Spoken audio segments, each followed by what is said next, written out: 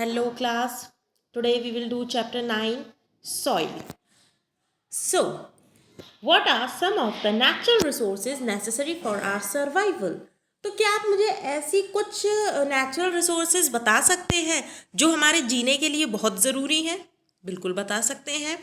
Soil सबसे पहले है, वाटर है, एयर है, ये सब क्या है? नेचुरल रिसोर्सेज जिनके बिना हमारा सर्वाइवल बिल्कुल भी पॉसिबल नहीं है।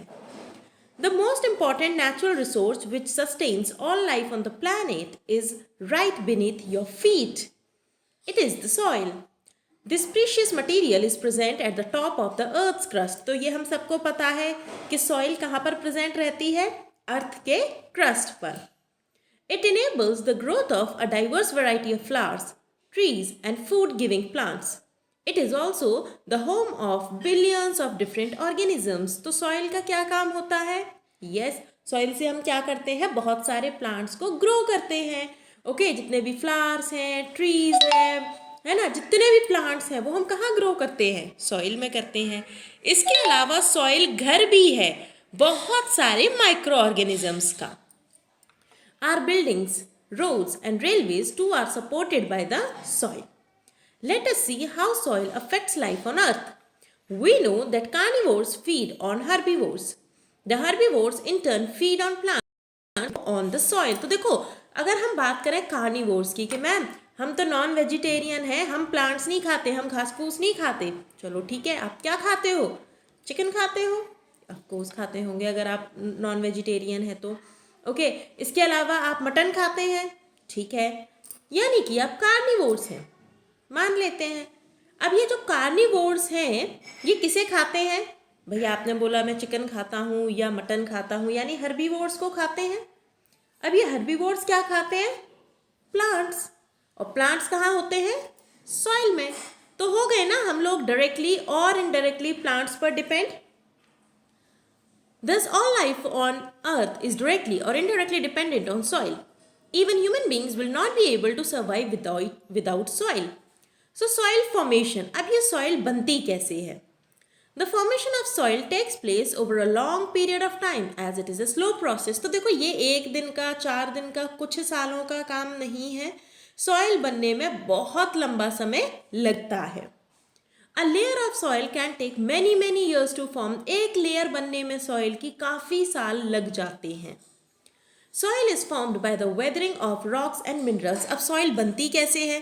तो सॉइल बनती है जो रॉक्स हैं, बड़ी बड़ी जो बड़े बड़े मिनरल्स हैं, उनको जब बिल्कुल जो वो छोटे छोटे पार्ट्स में डिवाइड हो जाते हैं, बिल्कुल टूट कर छोटे छोटे हो जाते हैं, तो वो क्या बनाते हैं? सॉइल।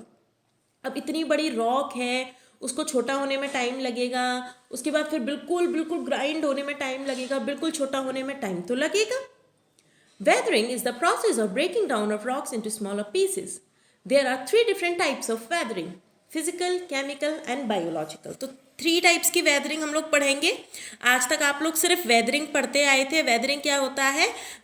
बड़ी बड़ी रॉक्स का छोटे छोटे पार्टिकल्स में टूट जाना। पर अब आप लोग पढ़ेंगे कितने टाइप्स की वेदरिंग होती है। तो कौन कौन सी वेदरिंग होती है? फिजिकल, केमिकल और बायोलॉजिकल। तो सबसे पहले हम बात कर लेते हैं फिजिकल वेदरिंग की।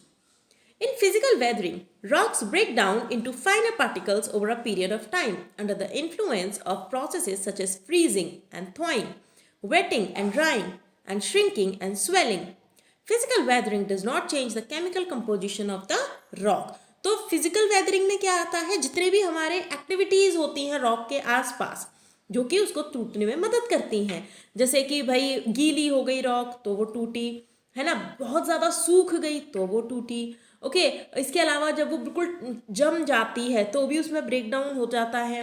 ओके, तो ये सारी चीज़ें क्या है? फिजिकल वेदरिंग को सपोर्ट करती हैं। Freezing and thawing take place in cold और माउंटेनियस एरियाज, जहाँ पहाड़ हैं, जहाँ पर बर्फ़ गिरती है, जहाँ पर बर्फ़ जमती है, तो वहाँ क्या होती है? Freezing. When it rains, water enters the cracks in the rocks. In winter, the water freezes and expands, putting pressure on the rocks. The ice melts during the summer. The repeated freeze-thaw cycle crack the rock from inside and eventually break it down. इसको मैं आपको एक छोटा सा diagram draw करके बताती हूँ। जैसे कि ये समझ लो ये आपकी रॉक है। ओके, अब इस रॉक के अंदर थोड़ा सा ये क्रैक है। अब इस क्रैक से क्या होगा? बारिश पड़ेगी, पानी आएगा, तो ये जो पानी है ये इस क्रैक के अंदर इसमें भर जाएगा। ओके, अब सर्दी हो गई, ठंड हो गई, अब ये क्या होगा, ये जो वाटर है ये आइस बन जाएगा, बर्फ बन जाएगा। बर्फ बन जाएगा तो इसका एरिया बढ़ेगा। ओके, चलिए बढ़ गया, और ज़्यादा क्रैक बड़ा हो गया। अब गर्मियाँ आएंगी तो ये जो बर्फ़ है ये पिघल जाएगी, पानी बन जाएगा, ये वाली जगह खाली हो जाएगी। इसके बाद दोबारा इसमें बर्फ पानी आएगा, दोबारा ठंड पड़ेगी, दोबारा वो बर्फ़ जम जाएगी।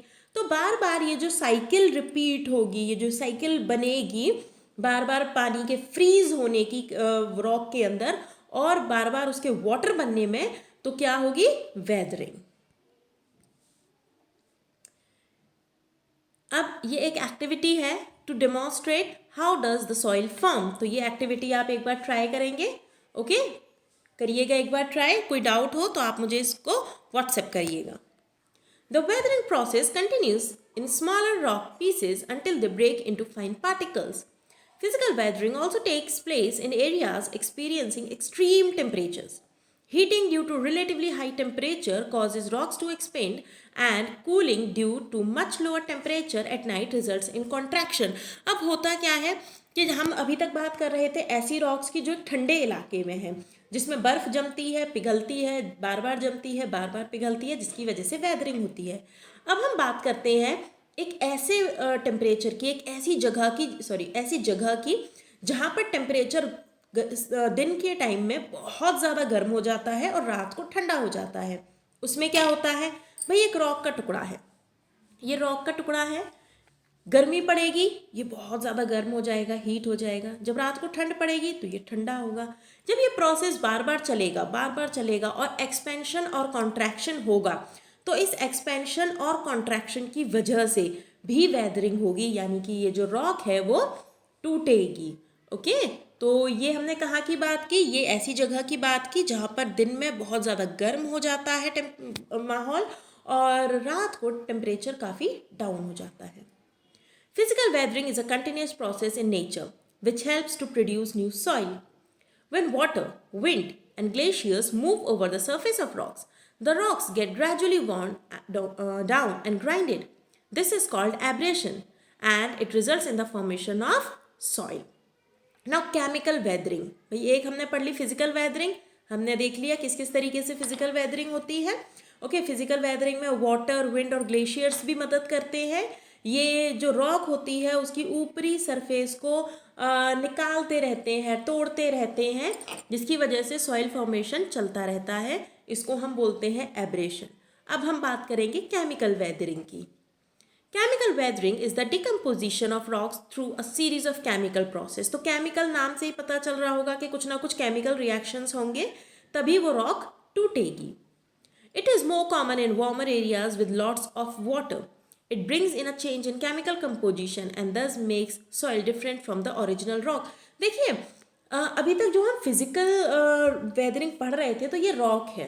अब ये जो रॉक है इसके अंदर जो मिनरल्स हैं वो वही रहेंगे टूटने के बाद जो रॉक में थे, यानी कि इसके अंदर जो मिनरल्स हैं वही मिनरल्स उसी फॉर्म में आपको इससे बनी हुई सॉइल में मिलेंगे। ये थी आपकी फिजिकल वेदरिंग। पर केमिकल वेदरिंग में ऐसा नहीं होता है। केमिकल वेदरिंग ऐसी जगह पर होती है जहाँ पर काफ़ी गर्मी होती है और आपका पानी भी काफ़ी सारा होता है। इसमें क्या होता है, केमिकल रिएक्शंस होते हैं, और केमिकल रिएक्शंस इस तरीके से होते हैं कि आपके रॉक में जो मिनरल्स होते हैं ज़रूरी नहीं है कि वो उसी फॉर्म में आपकी सॉइल में भी मिले। यानी कि जो पेरेंट रॉक है, ये हम बोलते हैं पेरेंट रॉक, जिससे मिट्टी बनेगी। ओके, ये जो पेरेंट रॉक है इसका कंपोजिशन अलग होगा और जो आपकी सॉइल बनेगी उसका कंपोजिशन अलग होगा। The chemical change make the rock softer and that helps in breaking bigger pieces into smaller pieces. Now, biological weathering. Biological weathering is caused by living organisms, mostly plants and some microorganisms. The roots of plants grow deep into rock cracks in search of water and nutrients. In the process, they widen and extend the cracks, resulting in the breakdown of rocks. तो ये देखिए यहाँ पर आपको बताया हुआ है ये पूरा। मैं आपको एक थोड़ा सा ड्रॉ भी करके दिखाती हूँ। अब देखिए ये आपके नीचे सारे आपको रॉक्स नज़र आएंगी। आ रही है ना, ये सारी रॉक नज़र आ रही है ना। अब क्या होगा, इनमें माइक्रो ऑर्गेनिजम्स भी रहते हैं, ये घर बनाते हैं जिसके लिए ये रॉक्स को थोड़ा सा तोड़ देते हैं, उससे भी इनकी वेदरिंग होती है रॉक्स की। दूसरा भाई यहाँ पर प्लांट है, ये प्लांट ग्रो कर रहा है। अब इसकी जड़ें नीचे जाएंगी, इसको मैं थोड़ा सा और आपको क्लियर बनाकर दिखाती हूँ। देखिए यहाँ पर प्लांट है, ठीक है, ट्री कह लो, प्लांट कह लो, है यहाँ पर। अब इसकी जो रूट्स हैं वो नीचे की तरफ जाएंगी जगह लेने के लिए, बिल्कुल जाएंगी। ये क्या करेंगी, अपनी जगह बनाएंगी रॉक्स के बीच में। जब रॉक्स के बीच में जगह बनाएंगी तो ये रॉक्स के बीच में काफ़ी सारी जगह पैदा भी कर देंगी, यानी कि बहुत सारी जगह यहाँ पर ये कर देंगी। अब ये जगह करती जाएंगी और ये जो बड़ी बड़ी रॉक्स हैं ये छोटे छोटे पार्टिकल्स में टूटते जाएंगे। ओके, तो अगर आपसे कोई पूछता है कि बायोलॉजिकल वेदरिंग कैसे होती है, तो बायोलॉजिकल वेदरिंग होती है प्लांट से, प्लांट्स की रूट्स से और माइक्रो ऑर्गेनिज्म से, ऐसे माइक्रो ऑर्गेनिजम्स जो सॉइल में रहते हैं। Also lichens growing on the surface of rocks very slowly decompose the rocks by secreting certain acids। तो देखिए lichens ये एल्गी और फंजाई का एक कॉम्बिनेशन होता है lichens, और ये रॉक पर लग जाती है तो ये धीरे धीरे एसिड रिलीज करती रहती है रॉक पर और उसकी वेदरिंग में हेल्प करती हैं। The process of weathering can be divided into 4 stages. Okay, तो चलिए ज़रा देख लेते हैं, 4 स्टेजेस हैं इसकी। ये देखिए, ये इसकी 4 स्टेजेस हैं।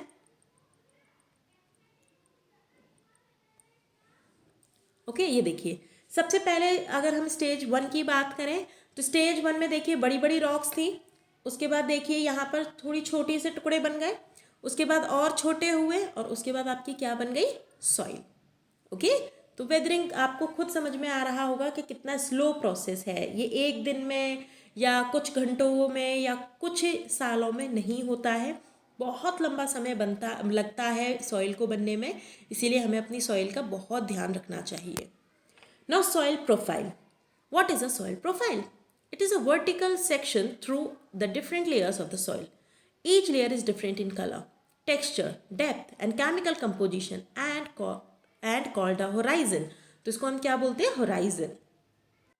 तो चलिए एक एक करके इनके बारे में पढ़ते हैं। सबसे पहले O horizon, it is the top organic layer of the soil made mostly of leaf litter and partially decomposed organic matter. It is the most prominent layer in forest where there is an accumulation of debris fallen from trees। तो देखिए ये है आपका ओ horizon, देखिए ये है आपका ओ horizon, ये रहा। यहाँ पर क्या मिलेगा आपको, ये ज़्यादातर फॉरेस्ट एरिया में आपको देखने को मिलेगा जहाँ पर पत्तियाँ हैं, आपके पेड़ का जो मलबा है या आपका जितना भी ऑर्गेनिक वेस्ट है ये आपको वहाँ पर देखने को मिल सकता है, किसमें, ओ होराइजन में। Now A horizon, A horizon is a dark coloured layer called top soil. हम बात करते हैं ए होराइजन की। देखिए ये ओ होराइजन ये वो वाला है, आप इमेजिन कर सकते हैं, आपने देखा होगा कि जब पतझड़ का मौसम आता है, ऑटम सीजन आता है, तो काफ़ी सारी पत्तियाँ, काफ़ी सारा जो पेड़ से चीज़ें गिरती हैं वो ज़मीन पर इकट्ठी हो जाती हैं, उसके नीचे सॉइल होती है, तो that you can think as O horizon. Okay, that is O horizon. अब ए होराइजन की बात अगर हम करें तो top soil, it is found below the O horizon. It is rich in decomposed organic matter called humus. Humus is formed by the decomposition of plant parts and dead and decayed animal remains. It is mixed with soil and gives the soil a loose texture that holds water and allows air to diffuse through it. Okay, तो बात करते हैं हम top soil की। Okay, इसके अंदर बहुत सारा ह्यूमस होता है। आप समझते हैं ह्यूमस का मतलब क्या होता है? ये जो वर्ड आया है ह्यूमस, ह्यूमस का मतलब खाद टाइप। ओके, इसके अंदर बहुत अच्छी खाद होती है, इसके अंदर जितने भी ऑर्गेनिक मटेरियल होते हैं वो अच्छे से मिक्स हुए होते हैं। ओके, डेड और डिकेड एनिमल्स के भी आपको इसमें रिमेन्स मिल सकते हैं, काफ़ी लूज होती है और ये पानी को भी होल्ड करने की कैपेसिटी रखती है। Many organisms such as earthworms, fungi and bacteria are present in this layer. तो अर्थवॉर्म्स हुए, फंजाई हुए, बैक्टीरिया हुए, ये कहाँ रहते हैं? टॉप सॉइल में, यानी कि ए होराइजन में। The soil particles in this layer are the smallest and the finest as compared to the lower Horizons of the soil. तो जैसे जैसे हम नीचे जाते जाएंगे इस होराइजन इसमें सॉइल प्रोफाइल में, वैसे वैसे होराइजन्स में आप देखिएगा कि सॉइल के जो पार्टिकल्स हैं वो बड़े होते जाएंगे। जबकि अगर हम बात करें ए होराइजन की जिसमें ह्यूमस है, जो कि टॉप सॉइल है, उसके जो पार्टिकल्स हैं वो बहुत छोटे होते हैं। In this layer seeds germinate and plant roots grow. Now B horizon जिसको हम बोलते हैं सब सॉइल, देखिए बी होराइजन दिख रहा है आपको, बी होराइजन, इसको हम क्या बोलते हैं, sub soil. It contains higher mineral content than the top soil. It is reddish और brownish due to the presence of oxides of iron and clay. इसको अंडरलाइन कर लीजिएगा कि जो सब सॉइल है ये आपको रेडिश और ब्राउन कलर की नजर आएगी क्योंकि इसके अंदर ऑक्साइड्स होते हैं आयरन के। नाउ सी होराइजन जिसको हम बोलते हैं regolith. Roots of plants do not penetrate into this layer. तो इस लेयर तक जो प्लांट्स की रूट है वो नहीं जा पाती हैं। In this layer very little organic matter is found. Now R horizon, देखो सबसे ज़्यादा ये नीचे वाला है ना जो बड़े बड़े रॉक हैं, इसको हम बोलते हैं bed rock. It consist of unbroken solid rock. It is present beneath all the other layers. तो चलिए एक बार रिवाइज कर लेते हैं सॉइल प्रोफाइल, बहुत इंपॉर्टेंट है ये। सबसे पहले हम बात करते हैं ओ होराइजन की, जो कि पत्ते वगैरह होते हैं या प्लांट से और कुछ नीचे गिर जाता है, वो नीचे इकट्ठा हो जाता है, दैट इज ओ होराइजन। उसके बाद ए होराइजन जिसके अंदर टॉप सॉइल होती है, ह्यूमस होता है। बी होराइजन, ओके, थोड़े से पार्टिकल्स इसके बड़े होते हैं। देन सी होराइजन जिसको हम रेगोलिथ भी बोलते हैं और प्लांट्स यहाँ तक नहीं पहुँच पाते हैं, प्लांट्स की रूट्स यहाँ तक नहीं पहुँच पाती है। और लास्ट में है आपकी बेड रॉक यानी कि R horizon. Now composition of soil. अब सॉइल के अंदर क्या क्या होता है। Most soils possesses 4 basic components, soil particles, water, air and organic matter. तो क्या क्या होता है सॉइल के अंदर। सॉइल के अंदर होते हैं सॉइल के पार्टिकल्स, ऑफ कोर्स, वाटर होता है, एयर होती है, okay, and organic matter. The organic matter of the soil can be further divided into humus, various living organisms and roots. तो देखिए क्या क्या है, ये देखिए हमारी सॉइल में मिनरल्स है, एयर है, वाटर है। इसके अलावा और क्या है इसके अंदर, इसके अंदर ऑर्गेनिक मैटर है। और ऑर्गेनिक मैटर भी कैसे कैसे है, इसके अंदर ह्यूमस है, इसके अंदर आपको रूट्स मिलेंगी प्लांट्स की और कुछ ऑर्गेनिजम्स भी आपको इसमें मिलेंगे। No soil texture. Take some soil and squeeze it between your fingers. What do you feel? It is crumbly, sticky or grainy. A soil's texture depends on the size of the particles present in it. The size distribution of the soil particles decides the texture of the soil. Sand, silt and clay are the 3 main types of soil particles.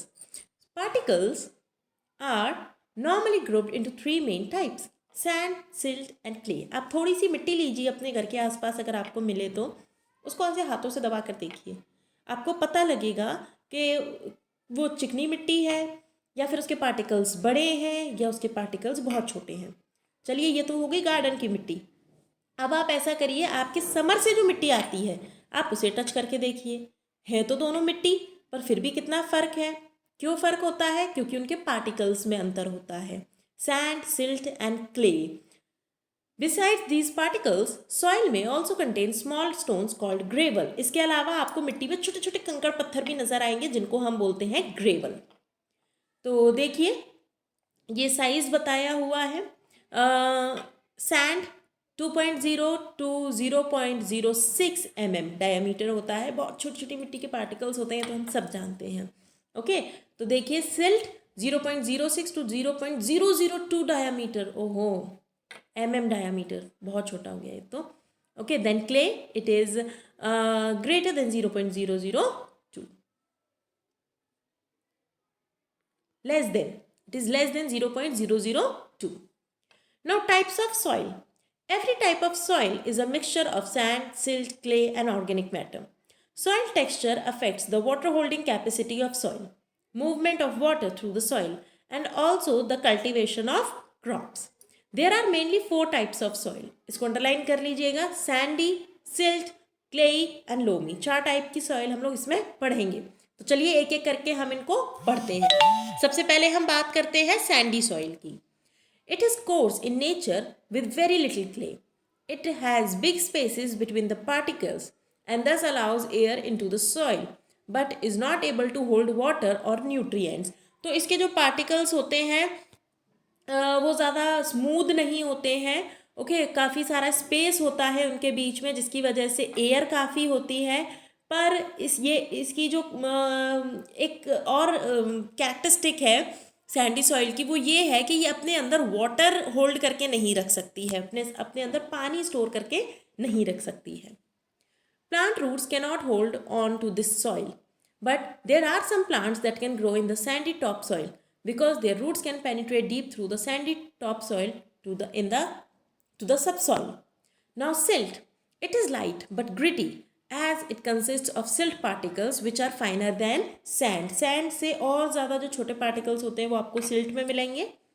Silt makes mud, so it is most commonly found in flood plains. Soils containing a lot of silt make excellent farmland. This soil erodes easily by wind and water. अच्छा farmland बना सकती है ये, इसके अंदर plants grow कर लेते हैं. पर इसकी जो एक कैरेक्टरिस्टिक है वो ये है कि ये इरोड बहुत आसानी से हो जाती है क्योंकि बहुत हल्की होती है, तो ज़रा सी हवा से या ज़रा से पानी से ये बह जाती है. Now clay soil. It consists of very fine clay particles. Clay soil is heavy and dense. It is as hard as concrete when it dries. जब ये सूख जाती है तो ये कंक्रीट से भी ज़्यादा हार्ड हो जाती है. The space between soil particles is very less. Plant roots cannot push through it. Most of the microorganisms and other soil organisms cannot breathe in this soil, as no air can get in from the surface. तो देखो इसके अंदर micro organisms या plant की root सांस नहीं ले सकती है क्योंकि इसके अंदर एयर नहीं जा पाती है.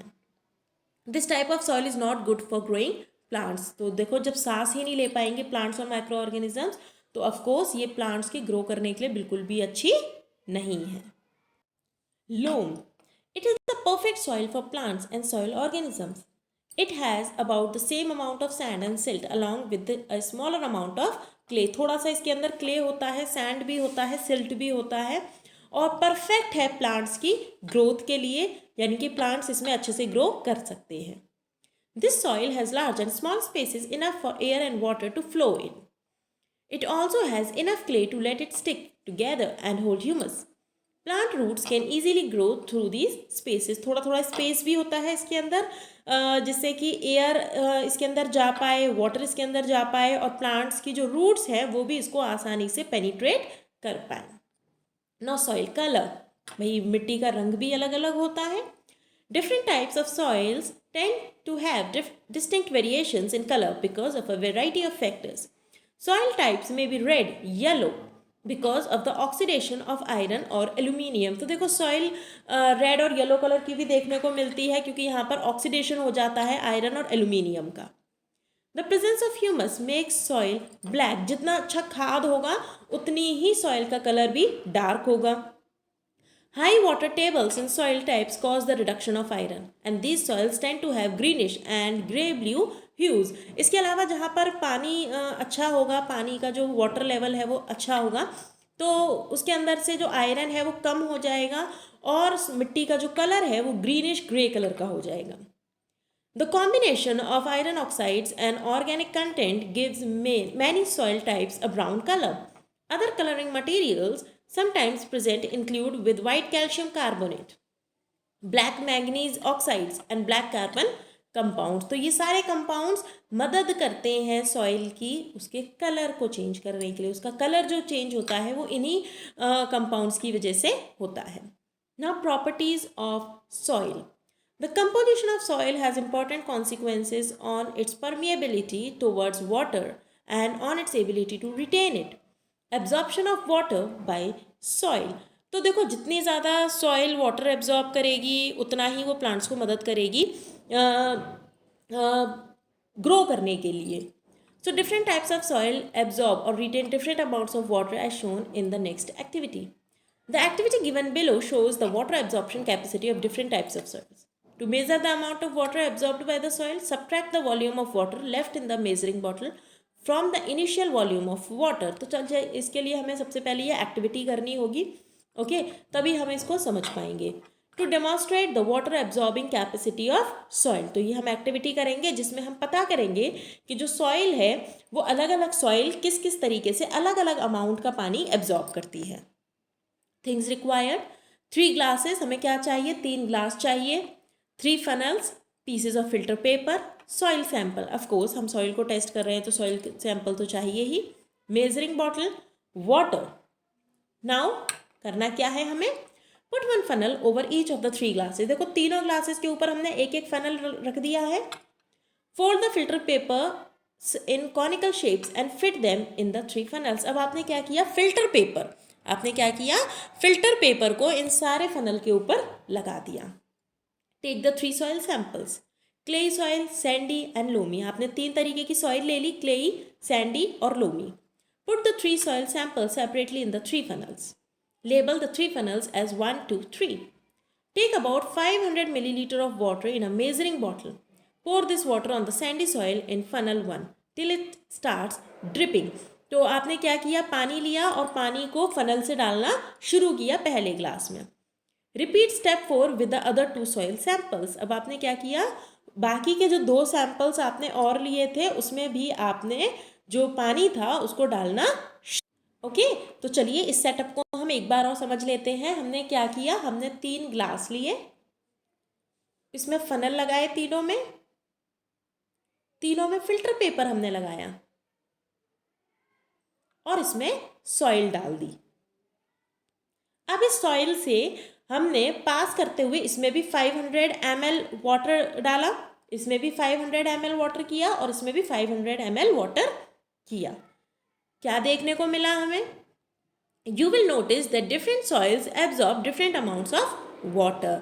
सारी की सारी जो हमने 3 सॉइल ली थी उसमें ज़रूरी नहीं है कि सब ने एक जैसा पानी ही एब्जॉर्ब किया हो, अलग अलग सॉइल ने अलग अलग अमाउंट का पानी एब्जॉर्ब किया। कैसे पता करेंगे हम, अब देखिए ये यहाँ पर पूरा फॉर्मूला आपको देखिए, आपको दिखाई देगा ये पूरा फॉर्मूला। अच्छे से देखिए इस फॉर्मूले को, इस फॉर्मूले की हेल्प से आप पता लगा सकते हैं कि किस मिट्टी ने ज़्यादा पानी एब्जॉर्ब किया और किस मिट्टी ने कम पानी एब्जॉर्ब किया। तो कैसे पता करेंगे आप,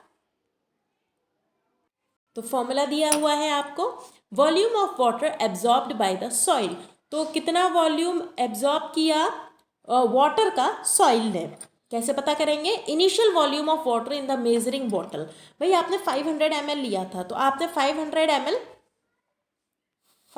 ml यहाँ पर लिया, भाई शुरुआत में इतना ही पानी था।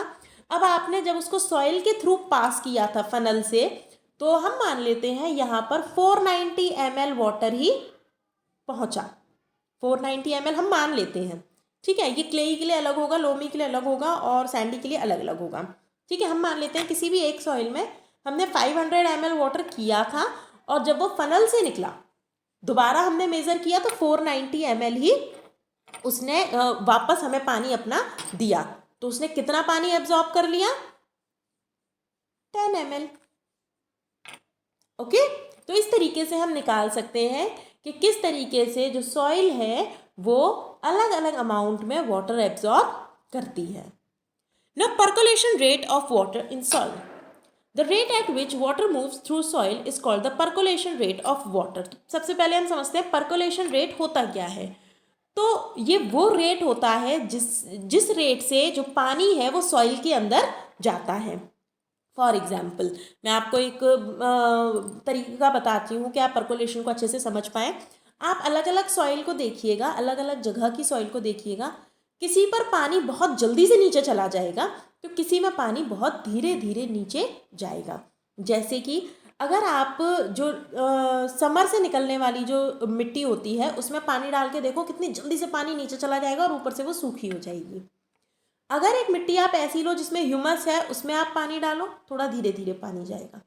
और एक ऐसी मिट्टी जो ऊपर से हरी हो चुकी है, बिल्कुल उस पर काई लग चुकी है, उस पर कैसा होगा, धीरे धीरे पानी जाएगा और एक टाइम ऐसा होगा जब उस पर पानी नहीं जाएगा। तो वो परकोलेशन रेट वो रेट होता है जिससे जो वाटर है वो नीचे जाता है, जो सॉइल है वो उसको एब्जॉर्ब करती है और जो वाटर है वो उसके थ्रू पास होता है।